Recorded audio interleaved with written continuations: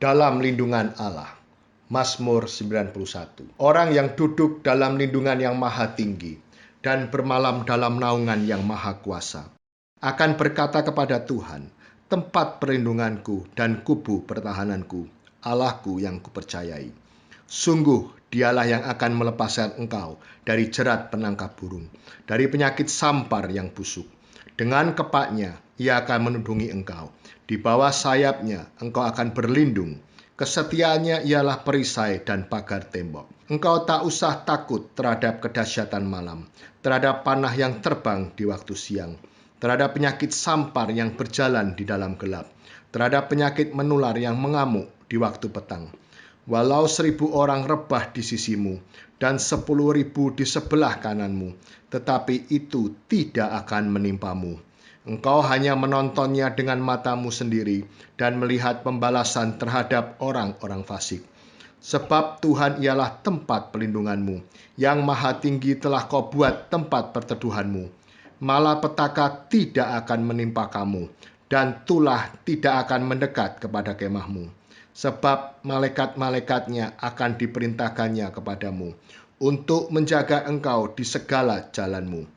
Mereka akan menatang engkau di atas tangannya, supaya kakimu jangan terantuk kepada batu. Singa dan ular tedung akan kau langkahi. Engkau akan menginjak anak singa dan ular naga. Sungguh hatinya melekat kepadaku, maka aku akan meluputkannya.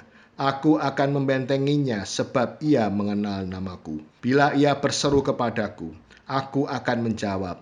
Aku akan menyertai dia dalam kesesakan.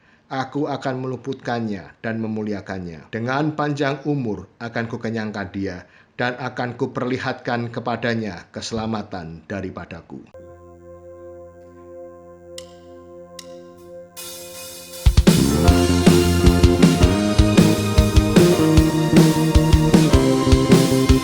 Shalom Bapak Ibu dimanapun Anda berada. Mari kita sambut kuasa Tuhan yang tidak pernah berubah dulu, sekarang dan selama-lamanya.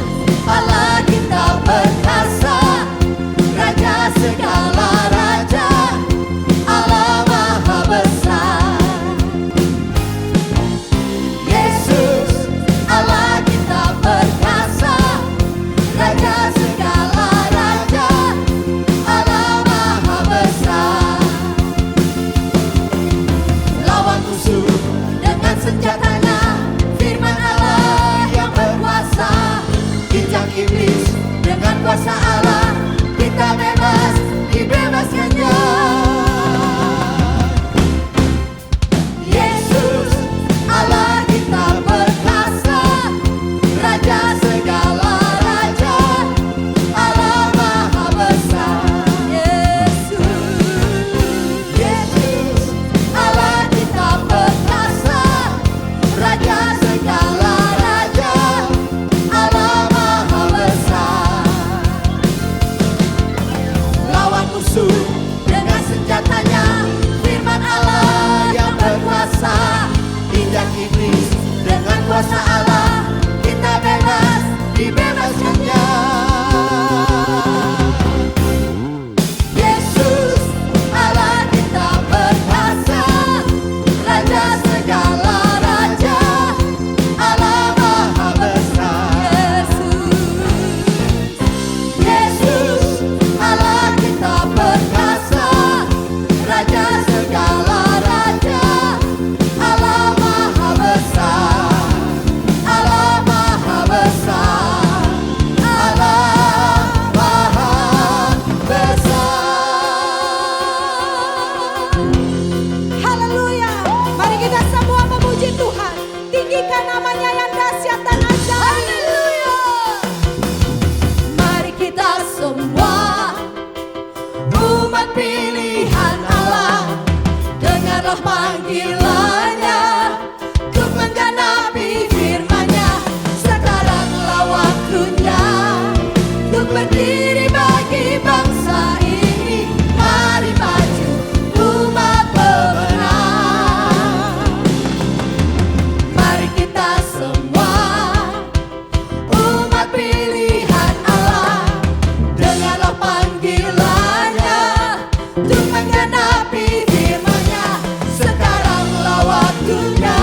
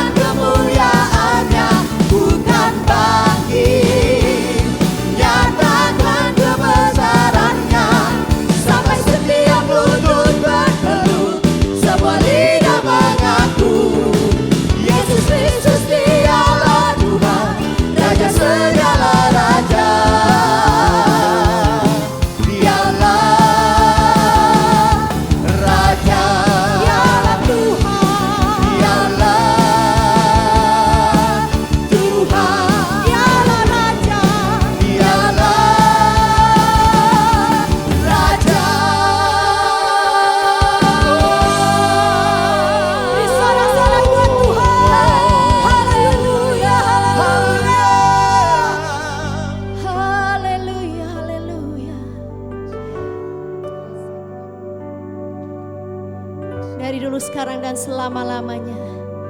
Kau adalah Allah, Raja yang layak disembah. Terima kasih Tuhan, terima kasih.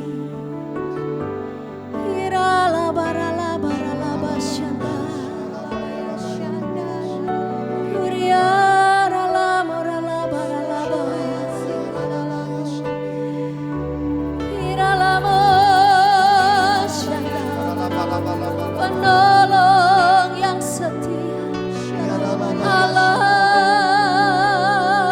penyelamat kami yang hidup. Kami sembah, kami muliakan Engkau. Haleluya.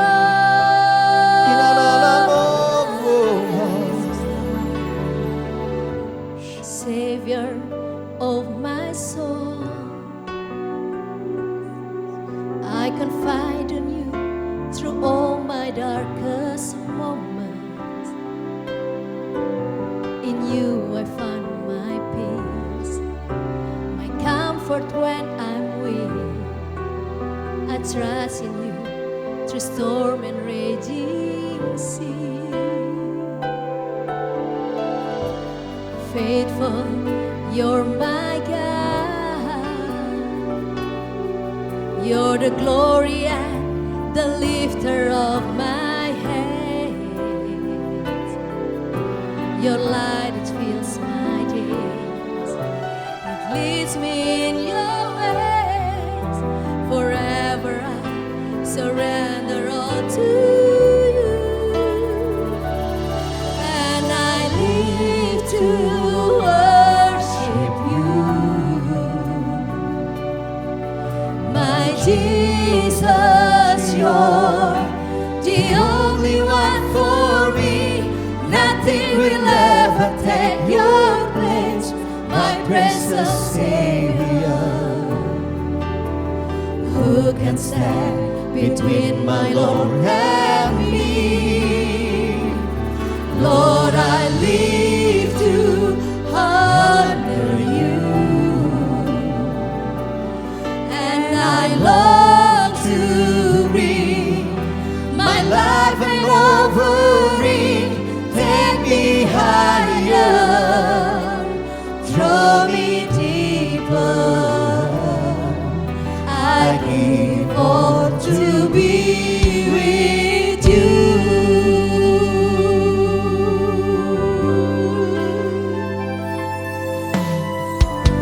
Savior of my soul, I confide in you through all my darkest moments. In you I find my peace, my comfort when I'm weak. I trust in you to storm and raging sea. Faithful, you're my God. Faithful, you're my God. You're the glory and the lifter of my head. Your light, it fills my days. It leads me in your ways. Forever I surrender all to you. And I live to worship you. My Jesus, you're the only one for me. Nothing will ever take your place, my precious Savior. Who can stand between my Lord and me?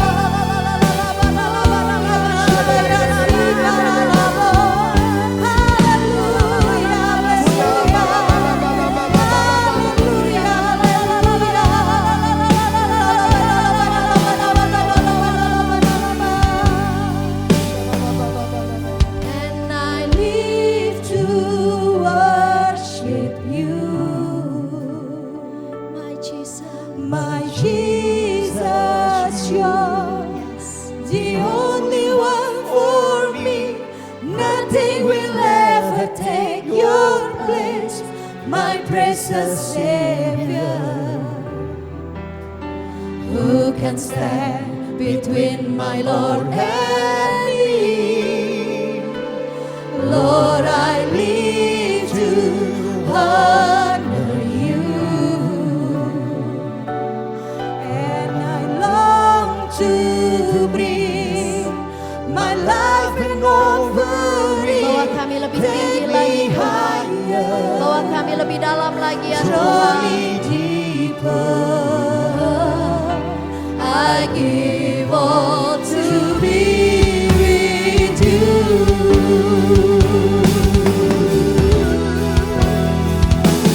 And I live to worship you, my Jesus. My Jesus, you are for me.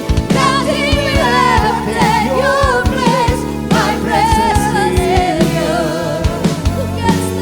Who can stand between my Lord and me? Lord, I live to honor you, and I long to bring my love and offering. Take me higher, draw me deeper.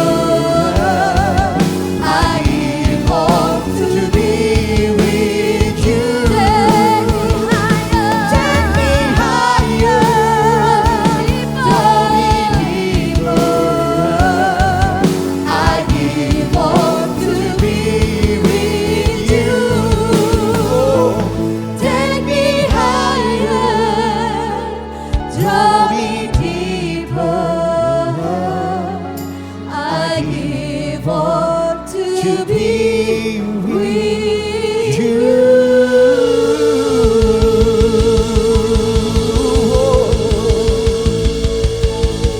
To be with you, Lord. Yalalabaya shande. Shabalabalabalabala.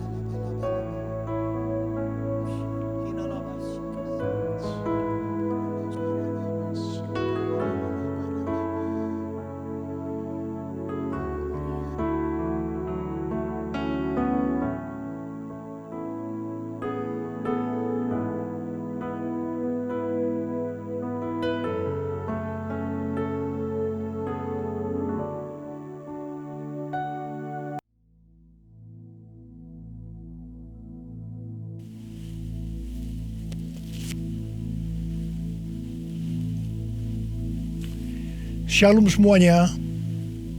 Tahun 2021 adalah tahun integritas, the year of integrity. Menurut Westminster Dictionary of Theological Terms, integritas adalah istilah teologis untuk menunjukkan kemurnian dan kejujuran sebagaimana manusia diciptakan dalam rupa dan gambar Allah. Setelah manusia jatuh ke dalam dosa, maka gambar dan rupa Allah itu menjadi rusak. Pada saat kita menjadi orang percaya melalui proses pengudusan atau sanctification, gambar dan rupa Allah dikembalikan lagi, yaitu kita dijadikan serupa dengan gambar Yesus. Oleh karena itu, kita harus mau diproses oleh Allah. Panutan kita untuk menjadi orang yang berintegritas adalah Tuhan Yesus, sebab dialah the man of integrity.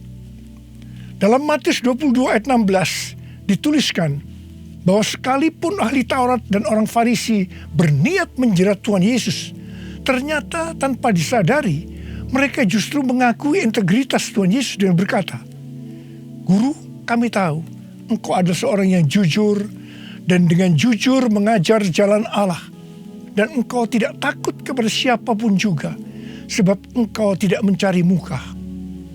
Kata seorang yang jujur dalam terjemahan New International Version menggunakan kata man of integrity atau orang yang berintegritas.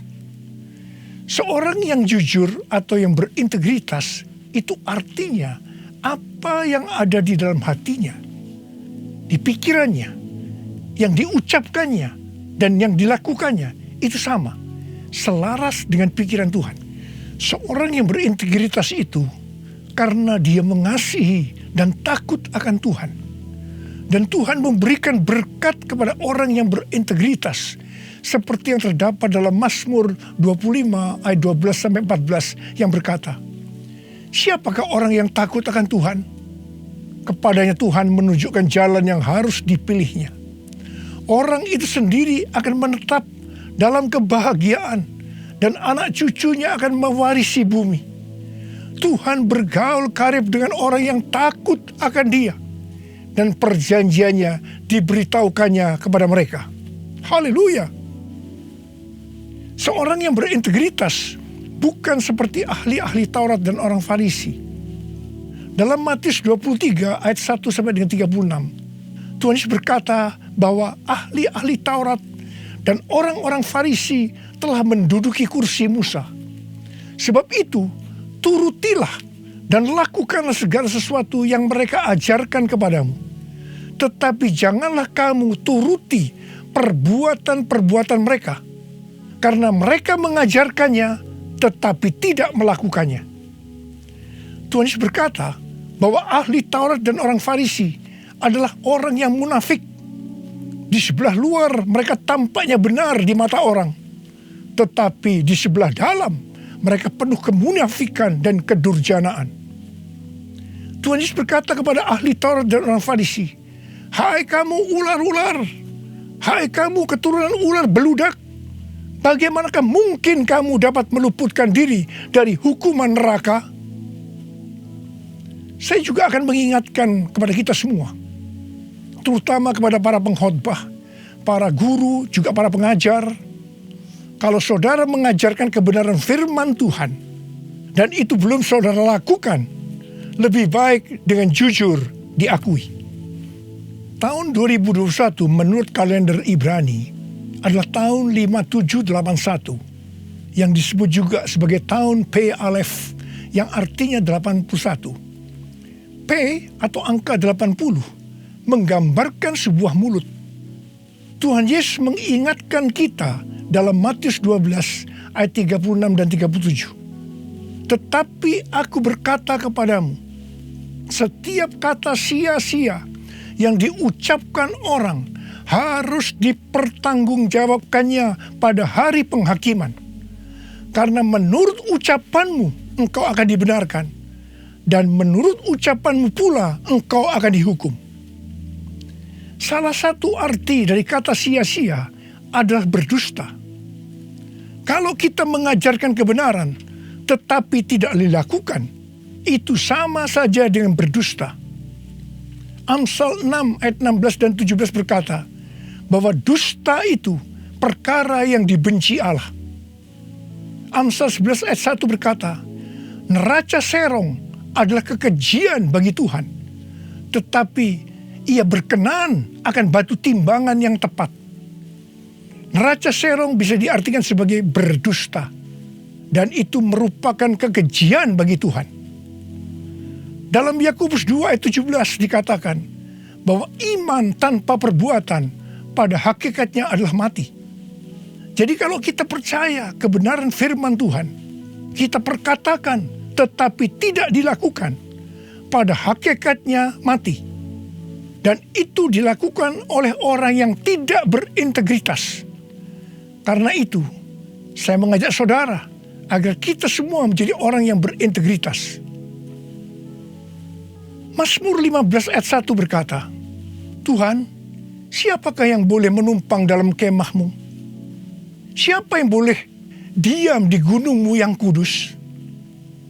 Salah satu syaratnya adalah seperti yang terdapat dalam Mazmur 15 ayat 4 bagian B, yang diperuntukkan bagi orang yang berpegang pada sumpah meskipun rugi.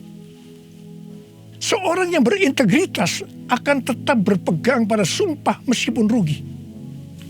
Seorang yang berintegritas biasanya oleh kebanyakan orang dunia dianggap sebagai orang yang bodoh, sok suci, sok jujur, sehingga mengalami banyak kerugian dalam tanda petik.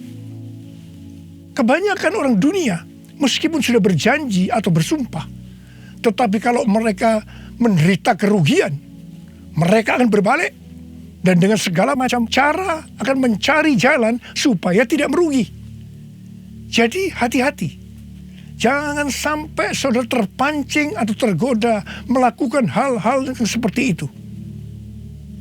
Seorang yang berintegritas akan melakukan seperti yang Daud lakukan dalam Mazmur 26 ayat 1 sampai dengan 3 yang berkata, "Berilah keadilan kepadaku ya Tuhan, sebab aku telah hidup dalam ketulusan kepada Tuhan. Aku percaya dengan tidak ragu-ragu. Ujilah aku ya Tuhan, dan cobalah aku. Selidikilah batinku dan hatiku, sebab mataku tertuju kepada kasih setiamu, dan aku hidup dalam kebenaranmu."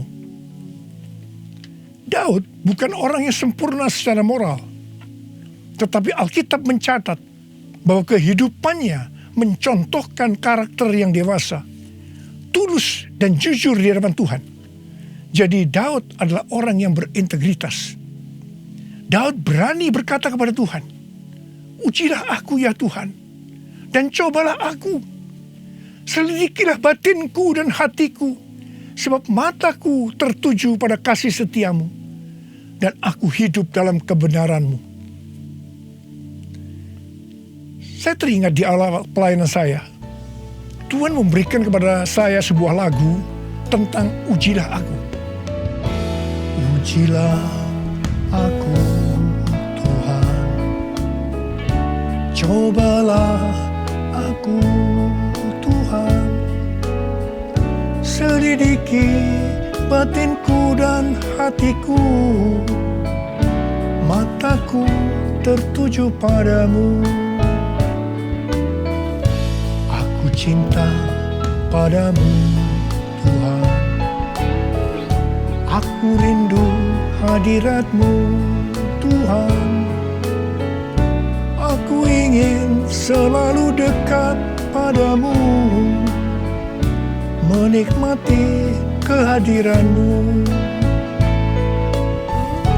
Menyanyi Hosana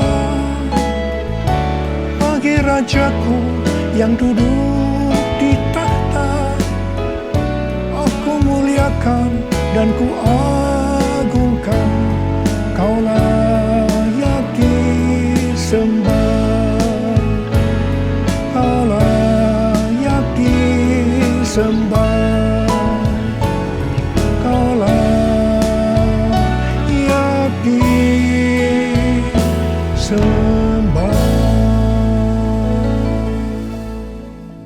Waktu saya mulai menyanyikan lagu ini dan CD-nya mulai beredar, saya menuai banyak kritik dari hamba-hamba Tuhan yang menjadi senior saya. Mereka berkata, "Kok berani-beraninya Niko menyanyi lagu seperti ini?" Saya berkata, "Bukankah ini ada di Alkitab yang dinyanyikan oleh Daud?" Tetapi mereka tetap tidak bisa menerimanya. Terus terang saya kaget. Saya tidak pernah berpikir bahwa beliau-beliau itu mempunyai pikiran yang seperti itu. Saya menyanyikan lagu ini dengan satu pengertian, bahwa saya siap diuji oleh Tuhan.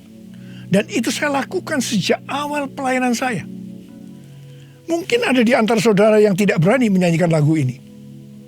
Saya pernah mendengar orang yang berkata, "Itu kan Pak Niko yang berani. Kalau saya sih belum berani." Saya hanya akan mengingatkan kepada saudara bahwa Tuhan Yesus menghendaki agar kita hidup sebagai seorang yang berintegritas. Seorang yang hidupnya jujur dan tulus di hadapan Tuhan. Mari, saya mau ajak saudara untuk menyanyikan lagu ini bersama saya.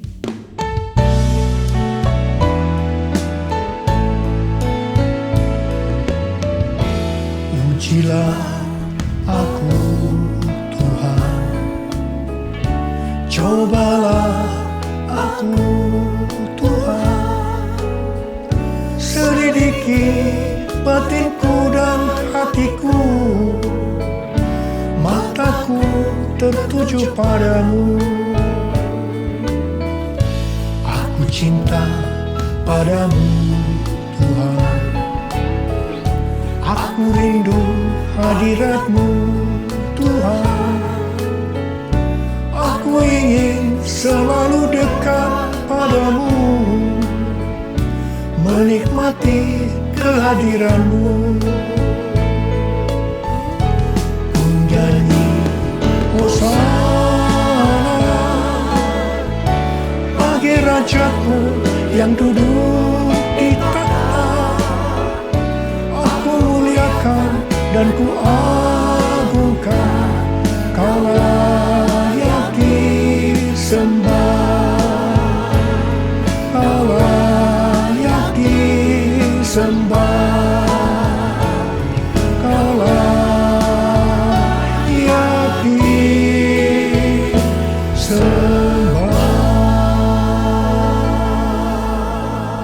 Seorang yang berintegritas adalah orang yang meyakini, memperkatakan dan melakukan iman Kristiani yang dia percayai. Sejak tahun 2018, melalui nubuatan C.D. Jacob, Tuhan menunjuk gereja kita sebagai messenger dari Pentakosta ketiga. Saya percaya kita ditunjuk oleh Tuhan menjadi messenger atau utusan Tuhan untuk Pentakosta ketiga karena kita adalah insan Pentakosta. Sebagai orang yang berintegritas, maka kita akan memperkatakan dan melakukan apa yang kita percayai, yaitu apa yang ada di dalam hati dan pikiran kita. Jadi kita akan berkata-kata dan melakukan sesuatu sebagai insan Pentakosta. Karena itu kita harus mengenal identitas sebagai insan Pentakosta. Dari zaman Azusa Street yang disebutkan sebagai Pentakosta kedua sampai dengan saat ini, bahwa kegerakan Pentakosta secara garis besarnya terdiri dari 3 grup besar. Yang pertama Pentakosta klasik, yang kedua harismatik, dan yang ketiga neo-harismatik. Jumlah total dari 3 grup ini menurut survei di tahun 2019 ada 698 juta orang, yang berarti sekitar 27% dari total kekristenan. Sinode Gereja Bethel Indonesia atau GBI, di mana gereja kita termasuk di dalamnya, adalah grup Pentakosta klasik, seperti yang terlihat dalam pengakuan iman GBI. Ciri khas dari Pentakosta klasik adalah doktrin baptisan Roh Kudus dengan 5 pilar teologi Pentakosta, yaitu yang pertama keselamatan, yang kedua kekudusan, yang ketiga baptisan Roh Kudus, yang keempat kesembuhan ilahi, dan yang kelima kedatangan Tuhan Yesus untuk kali yang kedua dengan segera. Sejak sebelum dunia ini dijadikan, Allah berinisiatif menyediakan keselamatan bagi semua orang. Allah memanggil kita kepada keselamatan melalui Injil, dan kita menerima kasih karunia-Nya secara gratis melalui respon iman kita. Keselamatan yang diberikan kepada kita bukan karena usaha kita, tetapi karena pemberian Allah. Karena itu jangan ada yang memegahkan diri. Pada waktu kita percaya kepada Tuhan Yesus sebagai Tuhan dan Juru Selamat kita bertobat dan kita mengalami kelahiran baru. Kelahiran baru adalah awal perjalanan rohani kita di dalam Kristus. Ini yang disebutkan sebagai proses pembenaran atau justification.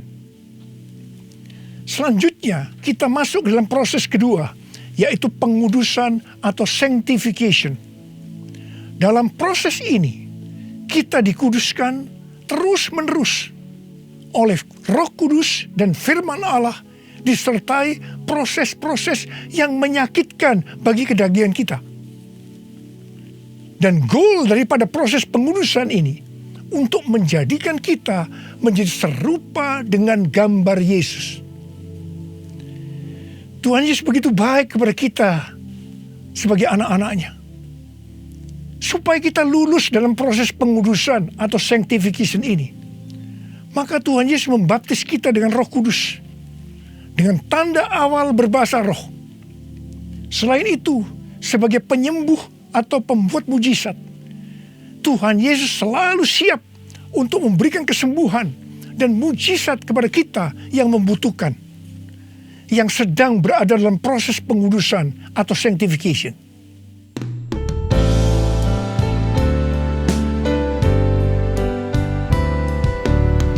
Kaulah Tuhan penyembuhku, Kaulah Tuhan penyembuh. Kau berfirman dan sembuhkanku, Kaulah Tuhan penyembuh. Kaulah Tuhan penyembuhku, Kaulah Tuhan penyembuh. Kau berfirman dan sembuhkanku, Kaulah Tuhan penyembuh. Proses terakhir dari proses keselamatan ini adalah proses glorification atau proses pemuliaan, di mana orang-orang yang menjadi serupa dengan gambar Yesus yang akan ikut dalam pengangkatan pada waktu Tuhan Yesus datang yang kedua kalinya di awan-awan.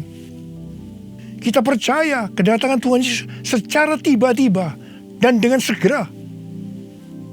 Kita diingatkan melalui Filipi 2 ayat 12 dan 13 yang pada prinsipnya berkata, kerjakanlah keselamatanmu dengan takut dan gentar, karena Allah lah yang mengerjakan di dalam kamu baik kemauan maupun pekerjaan menurut kerelaannya.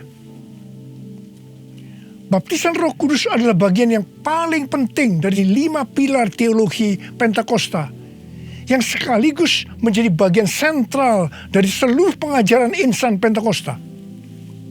Kita percaya bahwa setiap orang percaya yang telah disucikan hatinya dapat mengalami baptisan Roh Kudus dengan tanda awal berbahasa roh. Tujuan dari baptisan Roh Kudus ini adalah agar pengurapan di dalam pelayanan lebih maksimal. Karena baptisan Roh Kudus ini memiliki 2 fungsi, yaitu supaya kita lebih intim dengan Tuhan Yesus dan akan memberikan kuasa untuk menyelesaikan amanat agung. Dalam Matius 12 ayat 31 dan 32, Tuhan Yesus berkata, sebab itu aku berkata kepadamu, segala dosa dan hujat manusia akan diampuni, tetapi hujat terhadap Roh Kudus tidak akan diampuni. Apabila seorang mengucapkan sesuatu menentang anak manusia, ia akan diampuni. Tetapi jika ia menentang Roh Kudus, ia tidak akan diampuni. Di dunia ini tidak, dan di dunia yang akan datang pun tidak. Menentang dan menghujat Roh Kudus di sini juga bisa berarti menentang dan menghujat bahasa roh. Jadi kalau ada yang tidak percaya dengan bahasa roh, jangan menghujat, jangan menentang. Lebih baik banyak berdoa. Sekarang ada orang yang membuat bahasa roh sebagai bahan lelucon supaya orang tertawa. Saya hanya akan mengingatkan kepada saudara yang melakukan seperti ini, supaya saudara bertobat dan minta ampun kepada Tuhan. Roh Kudus yang dicurahkan di kamar loteng Yerusalem 2000 tahun yang lalu, itu adalah untuk memberikan kuasa untuk melakukan amanat agung. Ini disebutkan sebagai Pentakosta pertama. Pentakosta pertama ini dahsyat, sebab dalam kurun waktu 100 tahun, 70% dari dunia yang dikenal waktu itu, yaitu yang berada di bawah kekaisaran Romawi, menjadi Kristen. Pertanyaannya, apakah amanat agung sudah selesai? Jawabannya, belum. Karena itu pada tahun 1906, kembali Roh Kudus dicurahkan di Azusa Street, yang disebutkan sebagai Pentakosta kedua. Pentakosta kedua ini dahsyat, sebab menurut Gordon Conwell Theological Seminary, bahwa 77,9% dari kekristenan yang ada pada saat ini dimulai dari awal abad 20, yang berarti ini dimulai dari peristiwa pencurahan Roh Kudus di Azusa Street atau Pentakosta kedua. Pertanyaannya, apakah amanat agung sudah selesai? Jawabannya belum. Karena itu, hari-hari ini Roh Kudus yang jauh lebih dahsyat dibanding dengan Azusa Street sudah dicurahkan. Dan ini yang disebut dengan Pentakosta ketiga. Dan saya percaya dengan Pentakosta ketiga ini, amanat agung akan selesai dan Tuhan Yesus akan datang kembali.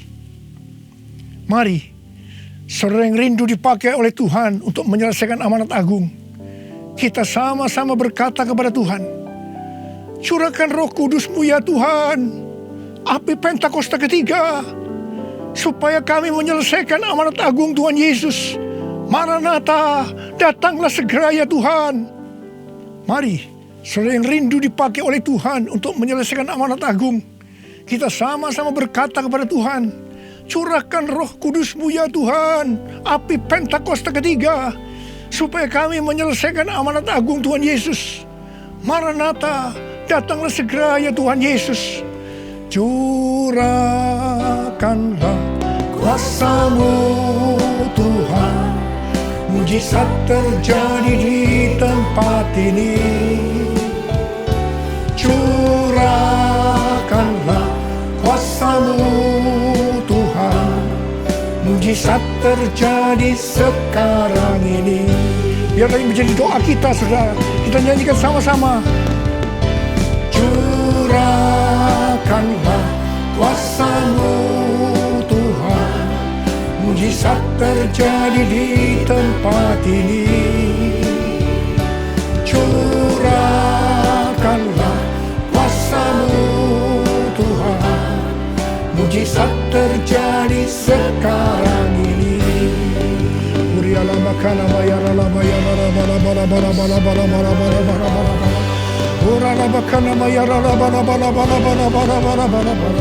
Curahkan ya Tuhan, curahkan Roh-Mu ya Tuhan, penuhi anak-anak-Mu dengan Roh-Mu, penuhi mereka ya Tuhan, berikan kami kuasa untuk menyelesaikan amanat agung Tuhan Yesus. Terima.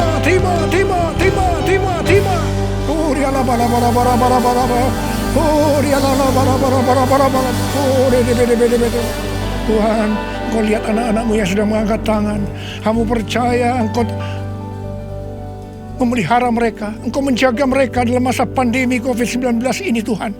Bapa, hamba berdoa buat mereka, tidak ada seorang pun yang sakit.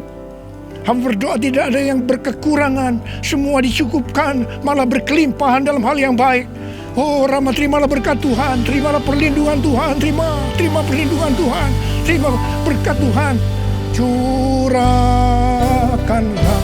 kuasa-Mu Tuhan, mujizat terjadi di tempat ini. Amin. Curahkanlah kuasa-Mu Tuhan, mujizat terjadi sekarang ini. Mujizat terjadi sekarang ini. Mujizat terjadi sekarang ini. Mujizat terjadi sekarang ini.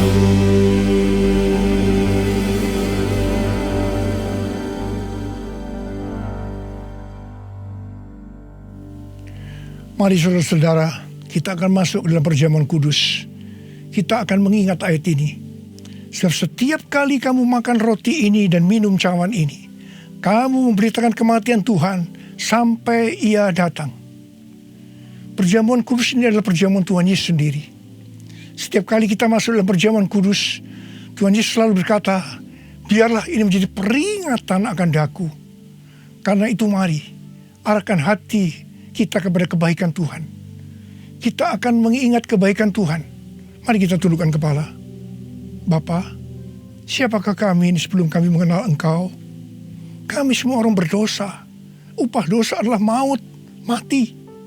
Tapi Engkau tidak berdosa, telah dijadikan dosa oleh karena kami. Engkau harus turun dari surga mulia, menjelma menjadi manusia, untuk mati menggantikan kita semua. Dengan penderitaan yang luar biasa. Betapa baiknya Engkau Tuhan. Betapa baiknya Engkau Tuhan. Engkau jadikan kami sebagai anak-anak-Mu.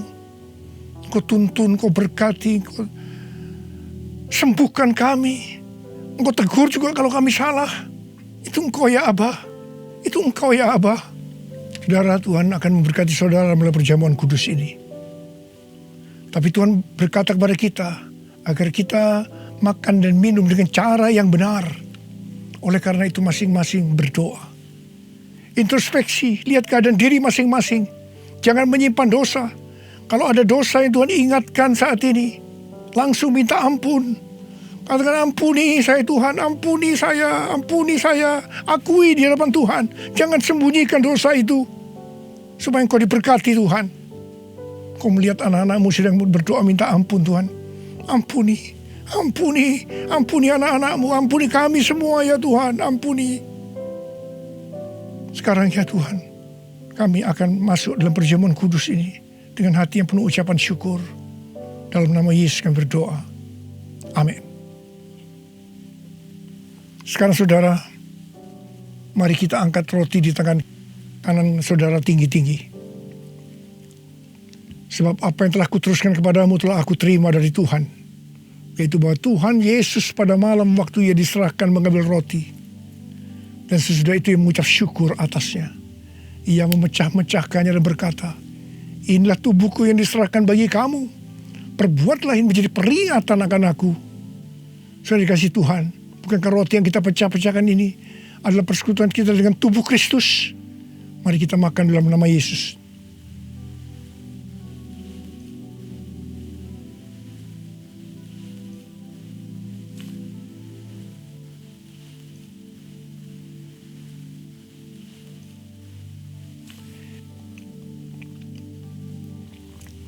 Sekarang angkat cawan di tangan kanan saudara tinggi-tinggi. Demikian juga ia mengambil cawan sesudah makan lalu berkata, cawan ini adalah perjanjian baru yang dimeteraikan oleh darahku. Perbuatlah ini setiap kali kamu meminumnya menjadi peringatan akan aku. Sudah dikasih Tuhan, bukankah cawan pengucapan syukur yang atasnya kita ucapkan syukur adalah persekutuan kita dengan darah Yesus? Mari kita minum dalam nama Yesus.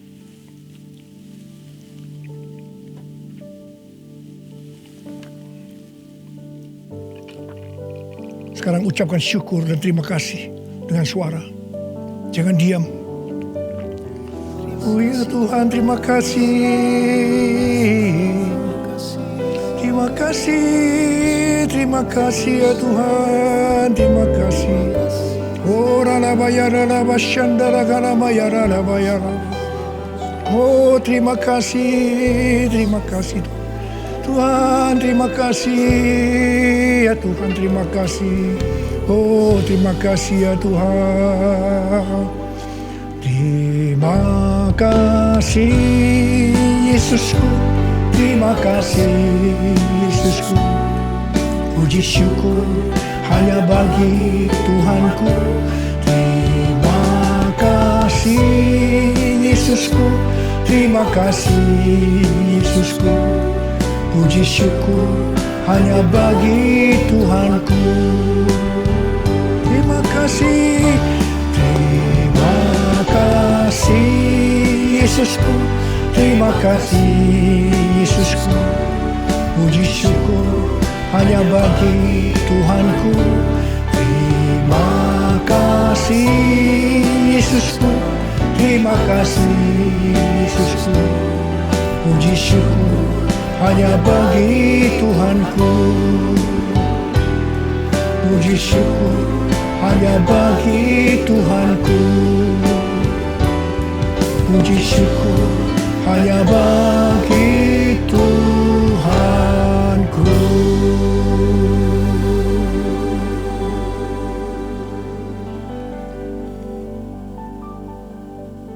Sekarang terimalah berkat Tuhan. Kasih karunia yang berlimpah-limpah daripada Allah Bapa dalam Anak yang tunggal Yesus Kristus. Persekutuan yang manis dengan Roh Kudus menyertai saudara sekalian mulai hari ini sampai Tuhan Yesus datang menjemput kita di awan-awan dan bahkan sampai selama-lamanya. Yang percaya bersama-sama katakan amin.